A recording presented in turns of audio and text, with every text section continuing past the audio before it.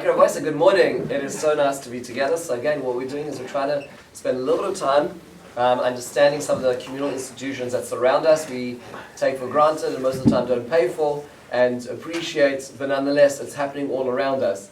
And one of the things we would appreciate today is Hakashrus. Vaad Hakashrus, but in general, Schreier, understanding what's going on. We are very excited to welcome Rabbi Ya'akov Trump. Rabbi Schreier is no stranger to our community, Baruch Hashem. Rabbi Schreier, in our community, the claim to fame is Rabbi Ashi Schreier's uncle. But if you really realized, then you would know that there's a lot of other claims to fame as well. Is that Rabbi Schreier is a Hakashrus coordinator at the OU, where he's worked for 27 years. And I'll tell you, not a week goes by where I don't ask Rabbi Schreier a question. Just and I guess I would argue that almost every rabbi in the country has the same record, which is not a week that goes by that there's not a question that Rabbi Schreier answers, because of his incredible accessibility and his expertise in kashrus. And this is not a static market. This is a market which keeps changing. And so every few minutes there's new products, there's new supply chain changes, and nonetheless Rabbi Schreier is always on it with the latest, and also is available selflessly for the community. Rabbi Schreier grew up as also the son of Rabbi Max Schreier, and served in the pulpit for over 12 years before transitioning full-time to Hakashrus, and now moved to our community, where we're blessed to have him as a leader, and also a Baruch Hashem, not just a leader, but a role model of what it means to be a person in Hakashrus, with Yashar, being Yashar, and also being a mensch, which is incredible. Rabbi Schreier, thank you so much for joining us. Thank you. There's so much we want to cover today, and that's the problem, is we don't have enough time to even cover it. But let's just start on a personal level as well. You know, just you grew up as a shul rabbi's son. You were a shul rabbi, and you were involved in kashrus. How did kashrus arrive at your doorstep? How did you get there? So just to clarify, I did grow up as a rabbi's son. I actually, when I was in YU Smicha, I wasn't sure that I was going to go into the pulpit. And when I started with Rabbi Lutfin in homiletics, I was running the Hashkama meeting in my father's shul, and I started speaking at the end of davening on Shabbos morning with one caveat. Right, the Hashkama meeting speech, it doesn't happen, and if it happens, certainly the first rule was that there had to be time, and the second rule had to be that the rabbi wasn't speaking also. One at a Hashkama meeting is a challenge to forget about, so that was the condition, and also the timing, because at the time I was also leaning somewhere. So I had to leave at a certain point before I would be too late to late. But one Shabbos, I said a Dvar Torah at the end of davening. It was actually Parshas Achrimos, because I remember it. In the contrast, I have a couple stories to share. You know, starting in sports and ending in the Chazon Ish. But I told the story in the beginning of Parshas Achrimos. Rashi comes to answer the question: why is it that Rashi has to repeat to us that Achrei Moshe Bnei Aaron? They already died 2 parshios ago. We had a whole Tazria and Mitzvah in between. Why is Rashi coming and telling us again? Why is the Torah coming and telling us again Achrei Moshe Bnei Aaron? Rashi gives a mashal to a doctor. A doctor tells someone not to eat something because it's not healthy, versus a doctor who tells someone not to eat something because he could die like so and so died. So Rashi says, this one would encourage him a little more than the second one. So that's why the Torah comes and reminds us, Achrei Moshe Bnei Aaron, that this happened already. You better listen. After davening, a doctor in my father's shul comes over to me and tells me Ma'aseh Shahaya this past week. He's a gastroenterologist, and lo aleinu, he had diagnosed a patient with colon cancer a few months before, and he was coming for a follow-up visit. The doctor says to him, "Did you have surgery?" He said, "No, I decided I'm going to try alternate medicine. I'm going to do this." So the doctor turns to him and he says, "You know what Darryl Strawberry has?" He said, "I'm not talking about all the other things, but he also had colon cancer at the time." And he said, "If you don't have surgery, you're going to die." The guy scheduled surgery on Monday. Just the Torah coming alive in real terms, not just talking about a Rashi in Parshas Achrimos, but that it's a living Torah, and that actually someone was listening to what you said, which is also something. Having grown up in a rabbi's home, you get to see some of the questions and the challenges that people bring to you. You don't necessarily always see the sipuk hanefesh that you get from someone asking and responding. So that was when I decided that I was actually going to go for the pulpit. When I was finishing YU Smicha, and I was getting married, the OU ran their first Ask OU Advanced Seminars and Kashrus seminar. This was in the summer of 1996, right before I got married. And I had always taken an interest in Kashrus. Growing up in Flatbush, as the years went on, there were numerous tudos and windows that were a challenge that I always wanted to create a situation where we could have that unified situation. So I was always interested in, and my father, Zechron Livracha, was on the Rabbinic Kashrus Commission of the OU, so he used to also come back and pepper us with some of the stories that he would be on his monthly meetings that he would go to. So Kashrus was always an interest to me. After I got married, I was still learning in the yeshiva for another year, and I got involved in a Kashrus project where I was in touch with some of the people in the OU on a regular basis. One time I went to call my wife a calling card or something, and instead I called someone in the OU. That's how often I was calling them. And as that year was going on, I was also searching for various pulpits. It wasn't panning out. So I asked the rabbi who was working, who I in contact, is there anything available for the summer in the OU? I started working in the OU as an intern for about 9 months. I got involved in a couple of different projects, and I had actually interviewed for a pulpit in Brooklyn that was voting on a Tuesday night between me and another person for the shul. And the next day at about 10:30 in the morning, Rabbi Ya'akov called me and told me that in 2 weeks they were hiring me full-time in the OU. And 20 minutes later I heard I came in second for the shul. Siyata Dishmaya, whatever, Baruch Hashem. So I've been there. I've been in the OU since my oldest is now 28. I've been there since a month before she was born. But that's how I got involved in Kashrus. Afterwards, I became a pulpit rabbi. I was in Jackson Heights for a few years, and then in North Belmore for 12 years. And when we ended up moving here to the Five Towns about 11 years ago, my father, Zechron Livracha, ended up moving in with us. But that wasn't the reason. My son had started high school, and back and forth to the Five Towns. My brothers can tell you how often I was in their house because I was picking this up, or I was waiting for someone to come back, or he had a late night something.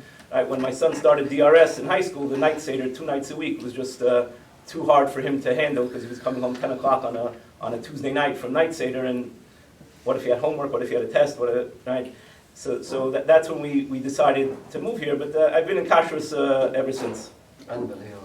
Unbelievable. And just to clarify, what would you say is your specific role in the OU at this point? So I take care of the restaurants and the caterers. When I came in, I started working for actually who's now the head of the Vaad, but he was in that position in the OU at the time. And when he left, I became responsible for the restaurants and for the caterers. And when the other person who had replaced him left, I became responsible for the restaurants and the caterers. I take care of mostly restaurants and caterers. I deal with a lot of different agencies through the world, and also, as Rabbi Trump said, I try to be available for Rabbanim who, I think one Rosh Yeshiva in YU once said to me before Pesach, he said, I don't think the Malabatim expect me to know every last new innovation in Pesach, in Pesach products. I said, as long as you have the understanding that when you're asking me a question, whatever learning you're doing while I get you the answer is in my credit, we're good. It's true. Every Pesach, another Rabbanim get together to give our Schreier a gift, just in a small token of appreciation. Because why do they keep inventing new things every year? And Rabbi Schreier really gives us the inside track, because unfortunately the industry is just advancing so fast when it comes to this. Well, I just like to take a step backwards when it comes to Kashrus. So, Kashrus, you hear sometimes people throwing around terms, it's politics and it's this and it's that, and people have no idea what's really going on. And I think it's this convergence of religious oversight and people's money, right? Which is a very difficult combination. But let's be honest. So let's say I have somebody in the community who invites me out for lunch, and I trust them, so I go to eat them for lunch, right? I don't need a mashgiach there, I go to them for lunch, it's fine, right? why suddenly when they start selling food, like, like we have this, we're like, well, why do we need a hashgacha in the first place? So that's my second story. So when I was in my first Rabbanus, the president of the shul used to share with me a story in how to deal with people. He said, someone once came to the Chazon Ish, and he said to him that he made a shidduch with his daughter. Anyone who needs a shidduch for their children or their family should happen v'karov in the right time with the right person. He made a shidduch with his daughter, and the guy's a Talmud Chacham and a Yari Shamayim. So the Chazon Ish turns to him and he says, Talmud Chacham, I'm sure you tested him in Kol HaTorah and you asked him every Shach and Taz in your day, and he answered it perfectly. Yari Shamayim, perchance you dealt with him in business? And I think that's a very, very instructive into the question you're asking, because unfortunately, a number of the incidents that have rocked the Jewish world and the Hakashrus world over the last couple decades have not really been from a non-Jewish person who, what do you expect? But, the incident that happened in Monsey 20 plus years ago, or other incidents, like the person in Monsey was the director of tuition in the yeshiva of Spring Valley. He was a Balkore, a Baltokea. He had a butcher shop. Right? He was a person who was said about that if he saw someone on Tuesday buying blueberries in the supermarket, they wouldn't get a tuition reduction. Right? That's how medayik he was with the we'll call it mamon akihila. Right? So when it comes to someone's finance, and here this person was going ahead and relabeling non-kosher chickens to make a few extra dollars. I think one of Rabbanim was saying on a shir last week. He said, as the world, he gave his wife a get and he moved to Eretz Yisrael, and he remarried and he was living in Yerushalayim, and Rav's parents ended up living across the hall from him in Eretz Yisrael, and he was inviting people over and he this Rav heard about this and he was like he went to his Rebbe. What am I supposed to do with this? He said, you should stop it right away. No one should be giving. There's certain people who do something. There's Erev Rosh Hashanah. We hear Hirurei Tshuva, but someone who does something like that needs to stay away from. Just like we have in other areas of life, if someone has done something, you really need to watch and be very careful.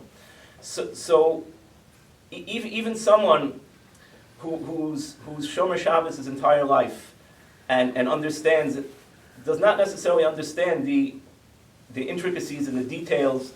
They'll do whatever they understand, but Rabbi, when there's a question of hafrashas challah, right, you have to separate challah from the dough, right? So now, Rabbi, I know I have to do it from challah, but what about bread? What about cake? What about what they call balila raka? The sponge cakes and what's that? Oh, I never heard it. Right? So whatever they've heard of, they're going to keep, but once there's a business, let me get into Costco. Right? I said between Costco and Trader Joe's, I wouldn't have a job with all the rabbis bothering me if Costco and Trader Joe's had everything under a reputable hashgacha. But you see these hashgachas from different worlds or things that used to have and don't have, and right? That's something. I mean, this past Friday, I got a text from a rav whose wife was making soup with a Trader Joe's soup mix. That had a hashgacha for many years, and she happened to look on the package, and it did not have this hashgacha. So it wasn't an OU product, but Baruch Hashem, I have a relationship with other agencies. I texted the rabbi from the other agency. He explained to me what the situation was. I got back to the rav. He did what he did. But this is something that no one, no matter how religious he is and how you're going to be relying on them to eat in their house. Once it comes to a business decision, the Trader Joe's flour is fine, it's not an issue, but the Trader Joe's flour is much cheaper than the Glitz flour, right? And if I'm buying, cases of flour a week, right? That's real money. And if you transfer it over to oil, you transfer it over to more sensitive kashrus ingredients, a person when he's bohol al mamono, I'll give you a timely example of something that's going on right now. The bill that was passed to start with vouchers, etc., in this community also, in New York, also included lunch for schools. Right? So now, my wife teaches in Shalamis. Right? For the last 20 years, you had vendors who were bringing lunch on Monday, Tuesday, Wednesday, and Thursday. Right? And the parents were paying a Hein Rav for a lot of money for for lunch. Now, stock finished. Right? A store that was getting thousands and thousands of dollars every year, guaranteed income. Right? The school lunch programs that stores are doing pay their bills. Everything after that is revach, is with profit. Right? So you can imagine that this comes on Erev Rosh Hashanah, where right, whether it's bagels, whether it's food, whatever it is, they were doing every day to these schools for many, many years, and now cut out from under them. Right? Guy's going to have to start looking to cut corners in order to A, live the lifestyle he was living, B, maybe even be able to pay his bills, because for some stores this was their lifeline. Right? So you never know when a person is bolo al mamono, and he's right. He needs some level of supervision, because right the person at their home, even if it's that store owner, is still not gonna. So he won't bring home the prime rib. He'll bring home the minute roast. He'll figure out. He'll take the end pieces of gefilte fish to bring home for you for Shabbos. Not the big. They're not a full loaf. Right? He'll figure out how to do what it's at. But when you're talking on a grand scale, it's a big challenge, and that's why someone's going to need ashgach. So let's dig into that. So therefore that's why we need an external agency, or external person, to oversee that. So, but can you just tell us a little bit of what's involved in that? And also I think people are not aware of the difference between what we call production and then food service, right. Just the difference between these levels. So most Vaad Hakashrus are pretty much involved only in food service, which means restaurants, caterers, hospitals, nursing homes, schools, etc. You can call it bakeries, ice cream stores, but that's called food service. Most of the national ashgachos and they are involved in production. Production facilities are very much a static operation, meaning they're not changing their ingredients without sitting shiva nekiyim, without sitting for harving over, especially now the president just brought in, and it is a concern, he just brought in all these, make America healthy again, right? So they're getting rid of all these colors, and right. So we have to be very careful with, you're going to start seeing products that used to have ashgacha, but they're going to use a coloring called carmine, which is the secretion from a beetle, right? Which is a problem with kashrus, right? That because they can't use the red dye color, etc. So one has to be very careful. But in general, companies are keeping the same ingredients, and they're sourcing the same ingredients, and they're not changing. But there's as you get to the degree of difficulty in a company, that's the level of supervision. Obviously, meat and wine will be on the highest level of what we the shechita and the wine with the grapes, having the Jew involved in the entire step of the process. And then it goes lower, and so agencies work together on establishing normal standards of visitation to different types of companies, and they're going, and people go, and they don't make announced visits. They show up around the world. We have people in over 100 countries in the world going to various places, and they go and they independently audit the factory, and they'll tell you what's going on. The food service. On Monday you can get this oil, Tuesday you can get that oil, Wednesday you can get this oil, and it's all coming from the same, you need somebody who's responsible to be checking in every product that's coming in there. And it's sometimes it's very easy, that they're only getting from a frum distributor, right? Only getting from a frum distributor. But a frum distributor's definition of what's kosher may not be what the agency's definition of kosher is. So you have to be careful, and I get the questions every week from I got this product, I got that product from restaurants and caterers that they got it, but I got it from Chaim Yankel. It was a from why do I have to check what I'm getting from them? You have to check what you're getting from them, and sometimes you're going into the non-kosher supermarket, right? And even in the kosher supermarket, who's packing out the products that are going there? If they got I don't want to say the name of a company, but if they got a potato chip that's not kosher, right? You have six flavors of potato chips. The plain and the ruffled are kosher, but the barbecue and the don't have a reputable ashgacha, Right? So do you think that the guy who's unpacking the potato chips in the store sees if by mistake they got 12 cases of potato chips and one of them was the wrong one? You think he's noticing that? Right? So everyone has to, if there's nothing else that we get from today, everyone has to double check and triple check when they buy it.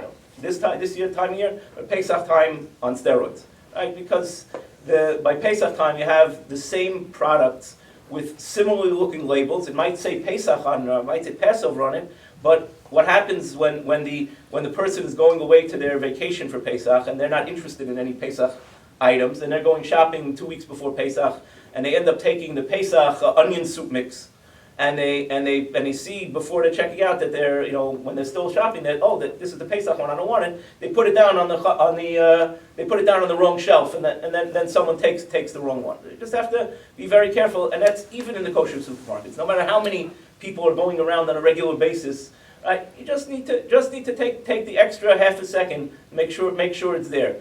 There's a new label, right? There's a mashed potato mix right now that I think I get on a regular basis. Didn't have the Hakashrus on it, right? The supermarkets have a sign. They forgot to put the OU on the label. It is still certified, right? But you have to look if you see it. And then what happens? You come Pesach time and your kids come home from Eretz Yisrael and they check your pantry A to Z and they say, oh, this doesn't have Hakashrus and this doesn't, right? Everyone's experienced that, right? You have to be careful what you're buying. Let's make it even more real. So like I walk into a restaurant and I sit down and I order my food and I eat my wonderful meal and it's somebody's birthday, anniversary, or whatever else it is. Like what's going on behind the scenes to ensure that what's coming into my plate is actually kosher in an average place? So the OU requires a mashgiach tamidi in all of our restaurants and caterers, opening to closing. The OU is in a unique position that we're especially in Manhattan where there's no real unified Vaad. Right, so the OU has taken a position that this is what we feel is needed. You want it, you want it. You don't want it, you don't want it. And we have many that do. We have many that don't. And that's the. So there is someone in the place who is verifying everything that comes in. In most other places, there is going to be someone who, however they'll call it, a neman kashrus and a yotzei v'nichnas. There's someone in every place who's designated and deputized to be responsible for checking in all the products. Whether you call him a mashgiach, whether you call him the owner, whether you call him the manager, whatever you call him, there's someone who's checking in everything. In addition, when you're getting your food, you want to make sure that the meat and fish are kept separate in the kitchen, and you want to make sure that someone is turning on the fires that is a Jew to avoid what we call bishul akum. You want to be sure that the vegetables are checked properly or sourced from places that have hashgacha. So someone has to be taking responsibility for that. And a klal gadol for people to realize, if it sounds too good to be true, it might be. The prices are too good Right, and things like that. That's a really good point. And what happens, like, let's say in a situation where, like, your mashgiach doesn't turn up? So how does that restaurant, or why doesn't the restaurant close that day? How does that work? So generally that's why, I was a rabbi for many years and I still said Baruch Hashem for Shabbos, because then my cell phone couldn't ring, in spite of the fact that my daughter was born on Yom Kippur and my cell phone rang in the middle of Kol Nidre, but whatever. That's a different story. Yeah. But Baruch Hashem, that's what we've put in where we lock the refrigerators, in many places we lock the gas, we lock the kitchen, and we have a lockbox in the kitchen like you have on your doors, a push button digital. We have a lockbox in the kitchen where the keys are, but owners do not have a combination, so they have to reach out to you in order to get in. Sometimes it could take a little while. One advantage I have in many situations, I have someone, people in Manhattan who are not far away. You can tell them, yeah, can you run over there? But I won't tell them to run over there until I have someone who's at least on his way to get started. But that's why many of our restaurants complain when they want to open on Motzei Shabbos. So a number of restaurants have just stopped opening on Motzei Shabbos for a different reason.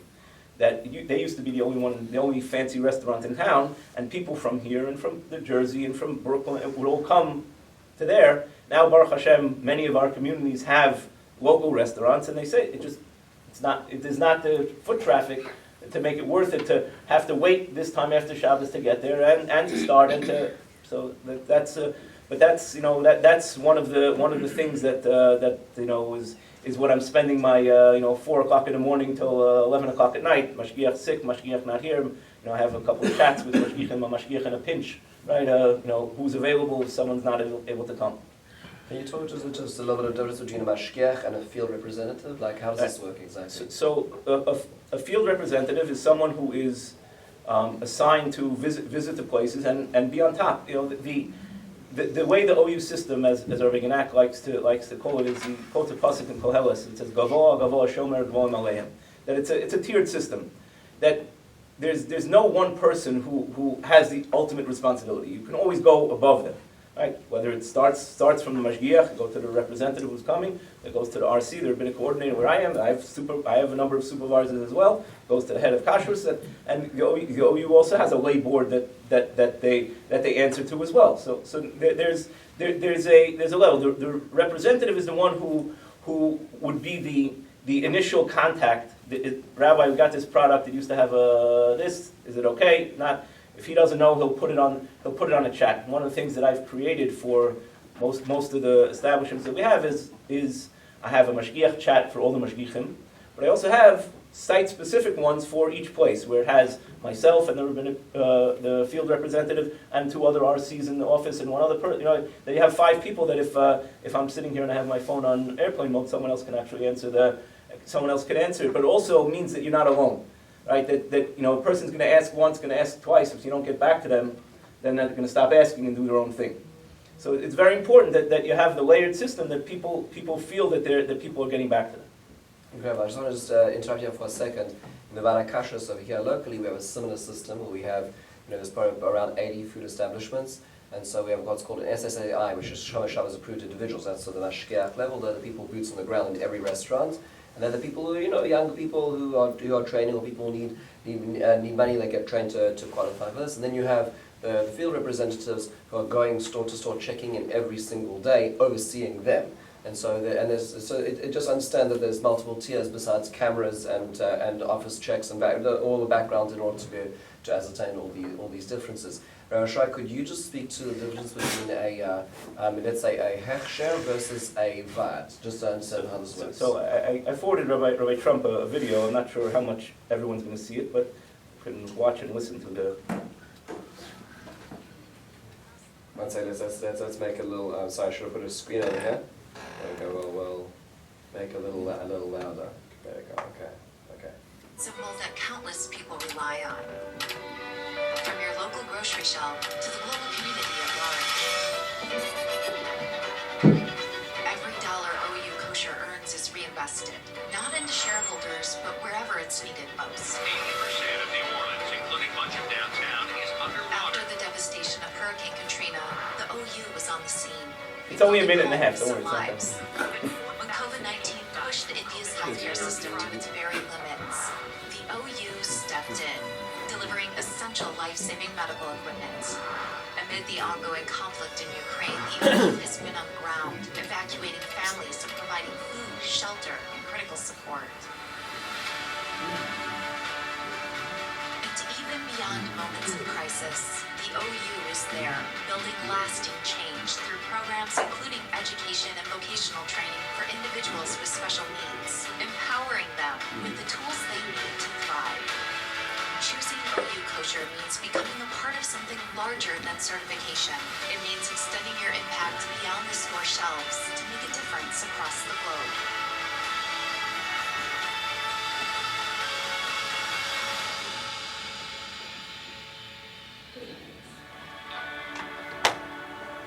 So I think the answer to that question is I don't think there's anybody in this room or in this community who, forgetting about food for a second, hasn't benefited from the OU. I think Rabbi Glasser was here last Shabbos. Right? He's the director of community engagement with the OU. But between Yachad, NCSY, I know Rabbi Ashi spent a number of summers at NCSY Kollel. My kids have as well. Everyone has a part. Yachad, other parts. JLIC, right, on the college campuses. There's not a person who doesn't benefit from what the OU does. As a national hashgacha, the OU reinvests in the Jewish community. After their whatever cost involved in running the organization, everything goes back into the Jewish community. You see the examples of Katrina, hurricanes, national disasters, helping to rebuild communities, etc. That's what they're doing. People often ask, how come the OU has ashgacha on detergent? How come the OU has on bottled water?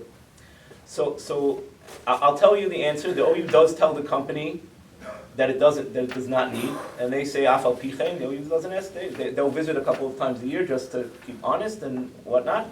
But I would tell you to make sure that all the ingredients in Tide? They're asking for it. That's what they want. The JLIC exists because of Tide. Okay, so that's really the answer to that question. A lot of these programs exist because of these many companies that have chosen to take the OU in spite of the fact that, I remember it's not the case anymore, but I remember many years before Pesach, the OU told the Lipton tea, the process they were using for decaffeination was acceptable for Pesach, and they didn't need a P, so it was in the green pages, whatever the pages they have in the book, they were acceptable for Pesach. Lipton nevertheless made a special run to label it OUP because that's what they want. So, no, we're going to say no. Right? We tell them it's not needed. We show them it's not needed in the book. Right? They say afal pichein, they say they want it. So this is what the OU is doing, and this begins with a tier of rabbinic field representatives who are visiting day and week. There are some factories that are operating 24/7, that there are mashgichim in places. Right now, anyone like to drink wine for Kiddush? Right, starting now through Sukkot, there's a team of mashgichim in all parts of the country and Pesach time in other parts of the world that are doing a grape crush. Right, all from people, Rosh Hashanah, Yom Kippur, Sukkot, right, this is a time that the grape crush is going on. That's what's fueling the ashgacha and the people who every time you make kiddush on a Friday night, whether it's with grape juice or whether it's with wine, right? This is a time of the year that this is being produced, and that's where people are going around the country to operate. When you're talking about a local Vaad Hakashrus, a local Vaad Hakashrus has to exist. It has to be able to function, and no matter how much you think they're not making ends meet. Doesn't matter what, doesn't matter where, right? They exorbitant salaries, and they in order to keep functioning, and as they add places, and then subtract a place, add a place, right? It just keeps, you have to keep growing with the amount of people who are going. But I'll tell you a little secret that the hardest thing is to get places to pay. Right, they're not the first place that they're going to try to cut the corner is paying the rabbi, paying the Vaad, and they know to some extent, especially in a local community, that the Vaad's not going to pull their ashgacha. Right, you bring in treif meat, the Vaad will pull your ashgacha. But short of that, you can be mean, you can be nasty, you cannot pay. Rabbi, tomorrow, right? And that's where you need to create that layer of Rabbi Luba and Shalita, who's a senior rabbinic coordinator for OU for many years, retired recently. He wrote in an article the challenge of a pulpit rabbi being involved in Hakashrus, and he said the job of a rabbi day and night is having done his kol adam kavschus, is to judge people favorably, find the good in people. The person just did the most heinous act, and the rabbi still has to be friendly to him. Right? Doesn't matter. Right? The job of a kashrus professional is kabdeu v'chashdeu, which loosely translated is respect and suspect. Right? The job, right? So balancing those two together makes it very difficult, and therefore it's essential for the OU to and for a Vaad to have what we'll call a separation of church and state. Now, I'm not talking about church. I'm talking about when it comes to the finances. When it comes to the finances, the OU has a collections department. Obviously, they interface with the rabbi who's responsible for the company. Right? For example, I told so they contacted me this week about a certain place. They're making a change with the finances. I said, wait till after Rosh Hashanah. He made a shidduch for his daughter, and they're making a vort tonight, Sunday night. Right? I said, wait till after Rosh Hashanah. Don't bother him today. Right? But I'm not the one calling the owner to say, my hi. Why? What's going on? Right? The rabbis put in a lot of effort, and they meet regularly to determine the policies, what are going on. And I'm going to share a story that'll give you a little bit of an insight in the the rabbis are involved in a much higher level of trying to understand what the needs of the community are. But the rabbis can't be the one who's going to, I'll just use my brother, who's not an example, just going to Stop, Chop, and Roll and ask it and say, Avi, you didn't pay, what's going on? Right? The rabbi can't do that. But someone else can go over to the person and say. So it's essential to have that type of separation, both a rabbinic board who doesn't have anything to do with the finances, and a lay board who interfaces with the rabbis and does their, well, quote unquote, dirty work that keeps the rabbis clean within this conversation. But I want to share a story because this comes to the question of how do you determine whether you should give a hashgacha or not give a hashgacha. So I'm going to talk about a sports bar, but not the one here. Right, for a good reason. In Teaneck, there was a group of investors who wanted to open a sports bar in Teaneck. They came and they met with the RCBC at the time, and the RCBC was very reluctant to give the hashgacha. There was a bar. The message they were sending, they didn't want it. They came to the OU and asked the OU to give the hashgacha. And that'll come to one of the other questions Rabbi Trump had, but I'll address it here. That the OU in general, as Rabbi Glasser is in Director of Community Engagement, if the OU's mandate is to try and strengthen local communities, for the OU to come into a community and start giving hashgacha undermines the ability for the Rabbanim to give hashgacha. So the OU will not give a hashgacha on a place, not in the 5 towns, not in Queens, not in Bergen County, etc., but without the blessing of the rabbi, where the rabbi is going to write to you, with Rabbi, we give you with our blessing, right, in writing that we want you to give the hashgacha. So what happened was, they wrote us, we met with them, we did an inspection on the establishment, and the rabbis met and they said and they withdrew their permission to the OU to give the hashgacha. What happened was, they realized that this store was within 500 feet of 2 different high schools, and they felt it, and then the Rabbanim, the schools came and complained. That sometimes there are many factors that people are not aware of that affect the decision, and I've always heard the mashal given that the Chafetz Chaim says that we're all living in the world of the shin of Ashrei, where we're missing either the first 2 words or the last word.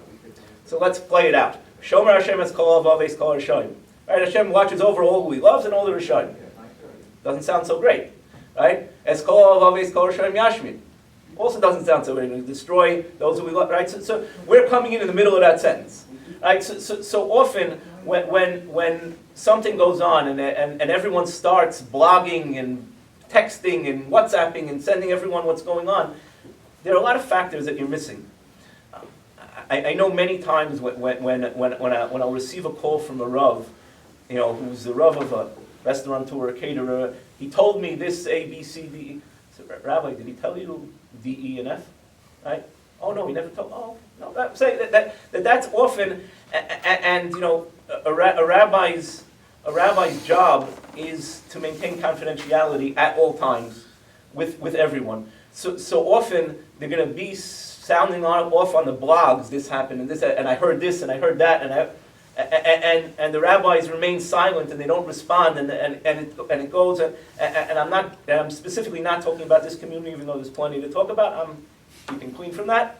But that's something people need to realize, that there's a lot more than meets the eye. Certainly, if someone's trying to put out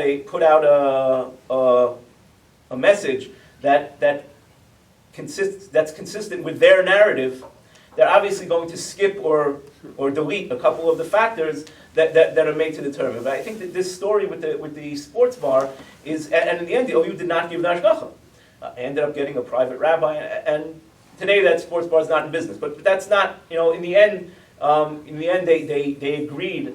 They were really struggling. They came back to the OU, and they would not open the bar, before 6 o'clock in the evening, right, until school end. School. There was a number of conditions that we worked with the Rabbanim to allow them to give the supervision. But it's something that's instructive to understand how the hashgachos interface together.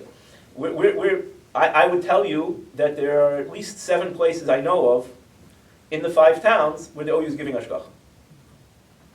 But you will not see in one store an OU Tuda. The OU, working with the local Vaad, will give hashgacha for wholesale purposes. So in the store, you're not going to see a Tuda, but they're able to sell to some OU caterers. They're able to sell product out of the community, etc. That's something that's working together with the local communities to help the Vaad, because if this store has an extra revenue stream that helps them that wouldn't necessarily help them with the Vaad, it helps the Vaad, because it continues, the place stays afloat and keeps going and is operating, and that's something that's very important for people to realize, that there aren't so many things that you have a light. I think the one of the things that the original story about the Darryl Strawberry and the colon cancer is Rabbi Google, along with AI and ChatGPT together, have made us all into the world's experts in everything. And sometimes, there's a lot. The Ikar Chasam in Sefer from our Shin of Ashrei is often what's going on in what we have. If everyone's going to come to the doctor and the doctor is going to prescribe something for your heart, and you say, "Doctor, what about this?" And who are you? Now, Baruch Hashem, the community today is 40 steps ahead of where it might have been 50 years ago, and the Torah learning that exists in this community is unparalleled. The minyanim that exist, and I'm sorry that the collateral damage of Achayim Vashalom has been many of the shul extra minyanim has happened. But just think how many Armenian Heshmei rabbis are going on there on a daily basis, and how many people, probably even in this room, who might have said, "I'm going to forego minyan because it doesn't work with my schedule." Oh, I can go at 6:15 to mincha. Oh, great, whatever it is. How many people are able to do that? But in spite of that, and in spite of all that we have, there's a lot that we don't know. And the rabbis the Vaad is very careful to have, the Vaad here I know is very careful to have a rabbinic board that's representative of the community at large, of not only the Young Israels and not only the Shliblach, every shape and size, and they along that have a rabbinic board, which one of the things that Rabbi Trump had asked me about is how we prevent a certain level of feeling of monopoly and other type of situations, and I'll give you the flip side of your monopoly question. Look at the places in this community that are not under the Vaad, and ask yourself what the standards in these places are. Right? When you walk into a Vaad establishment, right? They have it transparent, right? And I want to just give an editorial comment for a second, and it's something I said many years ago, and it's still holding true in the world and in the Jewish world. The word tolerance has been mistranslated in the dictionary. Tolerance used to mean that we're able to listen and we're able to hear each other and hear other people's opinions. Unfortunately, probably about 30 years ago, the translation of tolerance changed from if you agree with me, you're tolerant. If you don't agree with me, you're not tolerant. That's how it works. And I'm not going into the politics of assassinations, and that's not what I'm just saying. That if we stop for a second to think, there was once a firm politician who said to me, he's no longer alive, but he said to me, when he looks for a product with the OU and a Hasidic Ashgach. I'm not saying which one it is, and you'll hear the story and you'll understand what I'm saying. Because this is very instructive to a lot of the tension that exists in this community. He said he looks for the OU because he knows the OU is the best hashgacha out there. Elamai, the OU is looking to serve the wider community, so things might not be Pas Yisrael, might not be Chalav Yisrael, might not be Yashan, etc. Right? But and on the flip side, he said he knows the Hasidic hashgacha is worthless, but he knows that the OU will make sure that if they say that the Pas Yisrael and the Chalav Yisrael and the Yashan, that they will actually be. Now, I'm not saying that, but the idea of tolerance is if you're not makbid on Chalav Yisrael, but a good segment of the community is makbid on Chalav Yisrael, if you give the good segment of the community who is makbid an ice cream bar that has an OUD, they won't touch it. But if I give you a Mahadran ice cream bar that has an OU and has Chalav Yisrael, you might still eat it because you might still think it's not good, and you might still be racist and think Chalav Yisrael is terrible and spoils in 5 minutes. But other than that, you're going to eat it. So the same thing with Pas Yisrael, the same thing with Yashan. So if a bakery has taken upon itself to take on these additional hidurim, standard, whatever words you want to use, right? That doesn't mean they're not being tolerant of you. It means they're trying to maximize their market capability. That you're not going to you'll still eat something that's yashan. You'll still eat something that's Pas Yisrael, but they won't eat something that's not Pas Yisrael. And they won't eat something that's not Chalav Yisrael. So that's something that comes with a unified standard when there's one Vaad in a community that's working together to try and service the community and be as transparent as possible. Besides being on the window, on the Vaad website is that same tuda. So someone hears that they're it happens. People sitting shiva and they're getting from a place under the Vaad and they don't know which place it is. So go on the website. You can see. They tell you exactly what it is, and that's for the community purpose. It's not to undermine someone. I remember, and it'll answer a little bit. When I started in the OU, I was working with Rabbi Eisen, who's the head of the Vaad now. I remember that growing up in Brooklyn, there was a time when there were 2 to 3 tudos in the window. I still remember the article. It's an interview with Steve Savitsky when they brought Rabbi Eisen here. Is that his goal was to prevent a situation which was the direction the community was heading, of having 3 tudos in every window. And when he was doing that, he reached out to Rabbi Genak, the head of the OU, and he asked him for some advice about how to do that. And he said, Rabbi Genak said to Mr. Savitsky that I have the world's expert in my office. Now, Baruch Hashem, Steve has been a successful businessman for many years, and when he hears he has the world's expert, he said, I want him. And that was, I say thank you to Steve because I have my job today, but that's a different, but that was, the goal was finding that person who could be the unifying factor of, that he's respected as having been the person in the OU, but is also someone who was involved in Ashgacha and Flatbush, who brought up the standards that to try and unify the community. Everything in life is growth pains take time, and things were tried to happen overnight when they should have taken a little longer. But today you have, I think when he came there were 30 places. Now there are a lot more.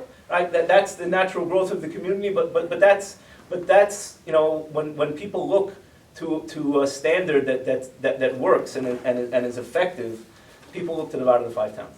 And that's something that everyone in the room, whether you like the Vaad, you don't like the Vaad, is something you can be proud of, because that's something that unifies the community. It doesn't create a monopoly situation, because I don't think the Vaad office is allowed to write a check.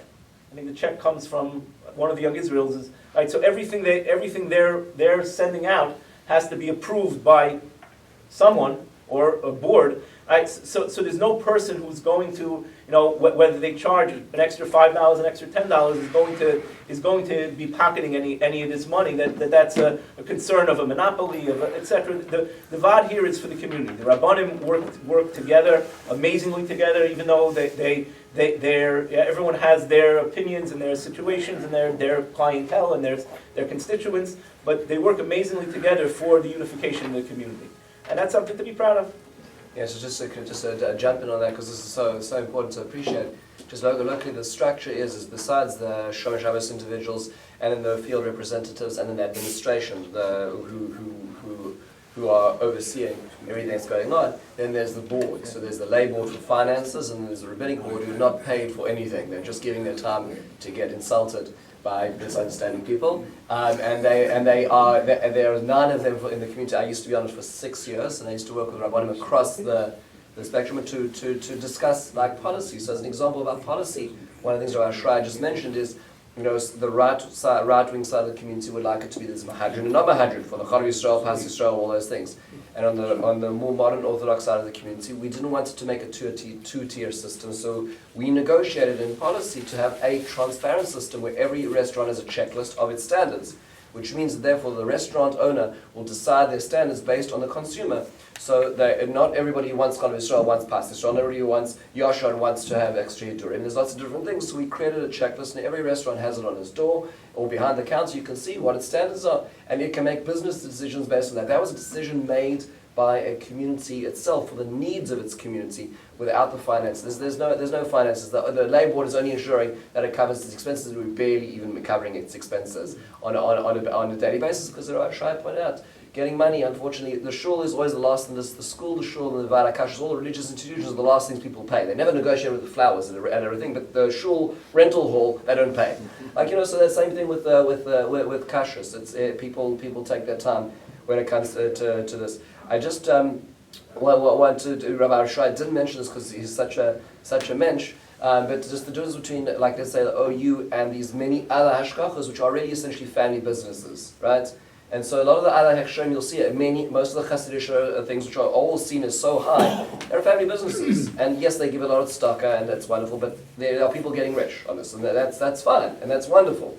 And let them do well, but understand that it's not a community institution. It's not a Vaad Hakashrus, and it's not the OU as a national profit, which is reinvesting its money with oversight for a lay board. It's not one person or one family that's in charge. You have to understand the differences between those. And sometimes when people try to say, "Oh, it's so much better if," you have to understand that there's a cost to that, and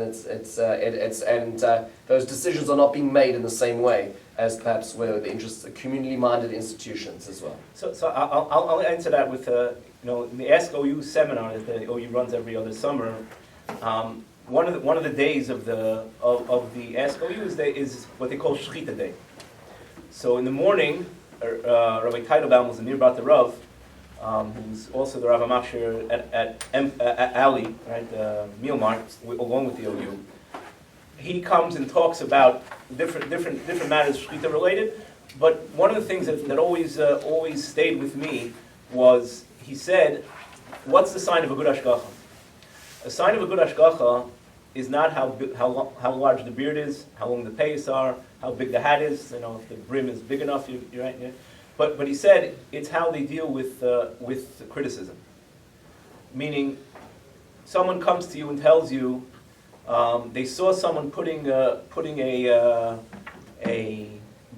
roll on the grill and serving it with a fish cake.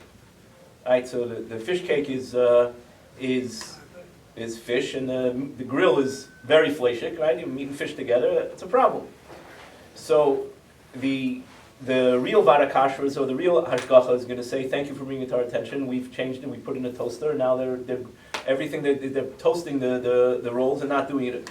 The one who's not interested in the criticism will tell you, "What are you talking about? It's not true." Or you say, "No, they kasher the grill each time before they put it." It's not realistic, right? So yes, right. There is a certain level of family business in the. But you come very quickly to see the different people and the different standards of even these hashgachos, because you come in contact with them, because very often, Baruch Hashem, with the mixing of families, you'll get a caterer who's doing an event and say, "Oh, they want Rabbi X to be overseeing as well." So you begin to see how they act and how they behave and how who the ones who are. Will tell you, "Oh, you're the one there? Okay, no problem, I don't need to come." Right? And the one who comes and then check, it says, "You can't use Heinz ketchup and you can't use this and you can't." Right? They go through A to Z. Say, okay, get the vegetables from here because we have a higher standard of vegetable. Right? The one who's doing that and is actually going to be there and send somebody to be there when it's produced and send someone there, that's a different level. And you know, the story I like to tell, and it's instructive because Hebrew lettering is just wonderful on packaging. There's a small company that makes some hummus. You might have heard of it once, called Sabra Salads. Right? Pepsi bought it. A whole story. But many years ago, they had been under Hashgacha X and a Hasidic Hashgacha. They decided to switch to another reputable Hashgacha, but they were in the process of trying to find the Hasidic Hashgacha. So I'll say it was Hashgacha, it was only because it went under the OK. Until they found the Hasidic Hashgacha that they were going to give, they put on the OK on one side, they put Hashgacha Rav Daniel Levi Shlita on the other side. Rabbi Daniel Levi Shlita now, Zichrono Livracha, was the head of the OK. Right? So they didn't see any precipitous drop in sales because they had it written in Hebrew. So we had, you know, people can't just assume that something that's written in Hebrew is okay, is fine, is wonderful, is great. You have to know who the people are and figure out, and that's you know, comes from experience of who you're dealing with and what you're dealing with. But these Hasidic Hashgachas, most of them that are reputable are very early. Fantastic. Really appreciate this. I wish there was more time for more questions. We want to take a moment to thank our Schreier, not just for the being here today, but for all you do for the community and the selfless amount of hours that nobody will ever know of what you do to ensure that the community is eating and appreciating the highest level of Hakashrus. Shana Tova to everybody. Thank you so much for that.